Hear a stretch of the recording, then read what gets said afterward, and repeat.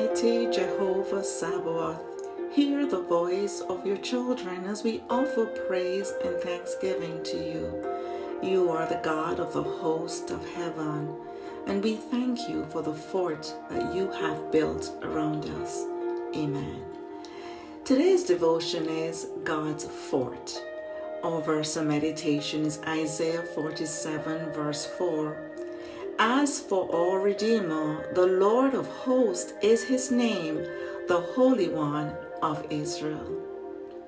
The stresses of the time are not to make you fearful, but to call you to a place of earnest, deep prayer. Do not be worried, neither let the things around you paralyze you. Instead, draw closer to Jehovah Sabaoth, the Lord of hosts.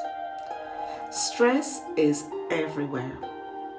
In 2022, a stress survey conducted by the American Psychology Association found that 60% of Americans say they are stressed daily, and 75% have had some kind of health issues due to stress.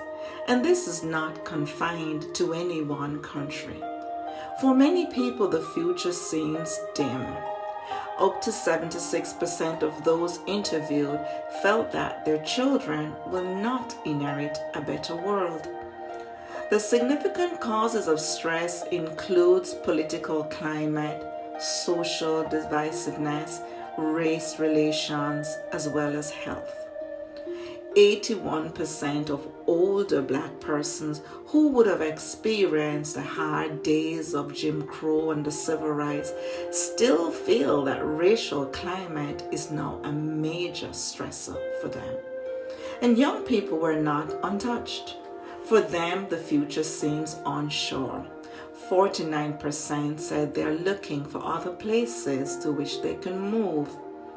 But despite all the stress around us, none of the major sites that offer tips on coping with stress mentioned anything about trust in God.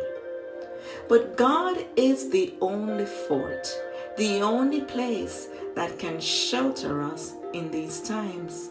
We have to trust Jehovah Sabaoth, the Lord of hosts, the militant God. The very first mention of the name Jehovah Sabaoth in 1 Samuel 1 was spoken by Hannah, the childless, tormented wife of Elkanah.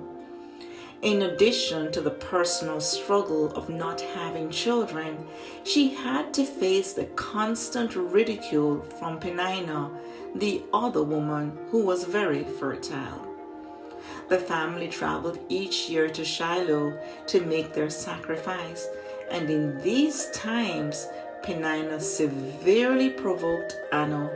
Year after year this went on, and Anna would cry to break your heart. Neither could she eat nor sleep. Elkanah, her husband, tried to comfort her the best he could by giving her a double portion of the offering.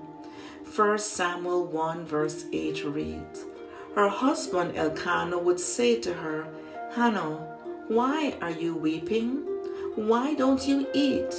Why are you downhearted? Don't I mean more to you than 10 sons? But this was no comfort. Food was not attractive, and his effort to comfort her ran off her back like water off duck's back. The pain she felt was beyond human ability to heal. So she went to be with her God. And this woman, brokenhearted, ashamed of what her body would not do, tortured by the mocker Peninnah, arrested by the feelings of depression and emotionally discarded by the norms of her society, she summoned the military power of heaven by calling on Jehovah Sabaoth, the Lord of hosts, the Lord of the armies. Sabaoth is a Hebrew word with a military connotation. In 1 Samuel 17 verse 45, and Isaiah 13 verse 4, the word means a group of fighting men or an army. In Psalm 148 verse 2, as well as 1 Kings 22 verse 19, it refers to the host or the armies of heaven, a powerful defense and a mighty offense.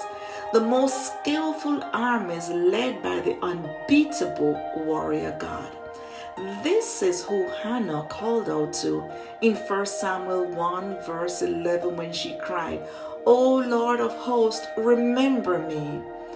And as she cried out, only her lips moved. Maybe words were not adequate.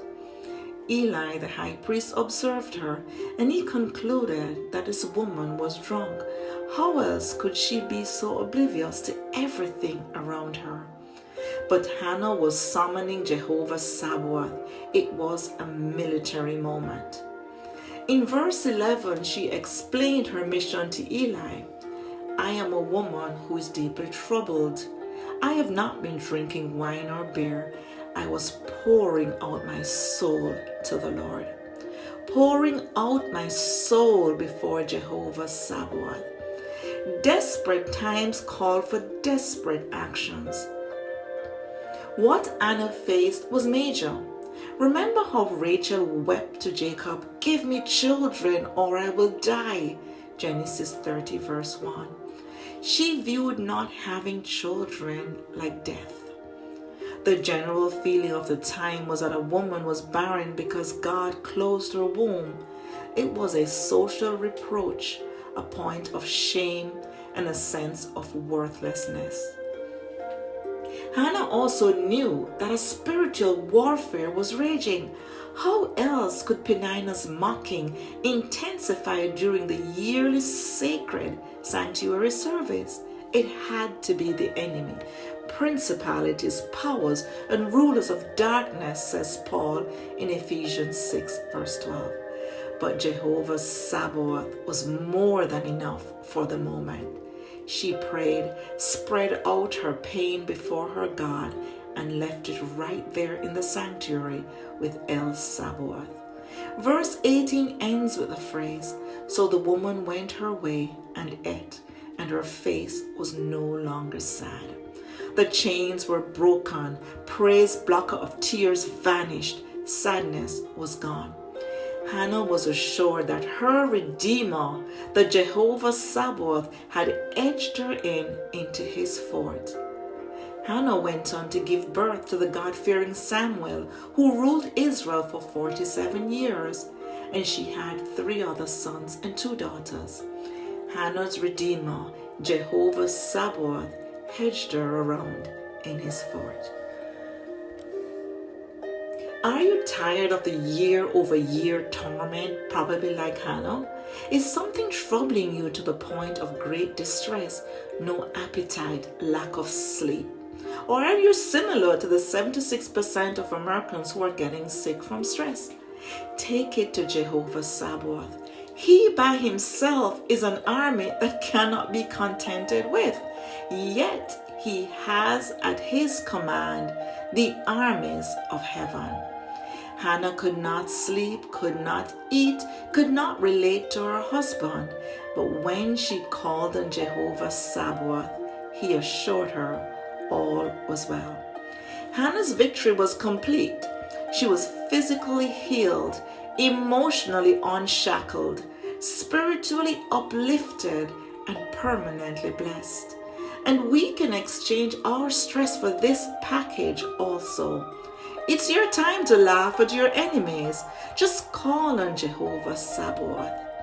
1 Samuel 2 verse 1 begins Hannah's praise song, and it reads, "My heart rejoices in the Lord. My horn is exalted in the Lord.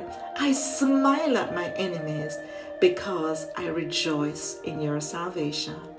And we say, Amen and amen.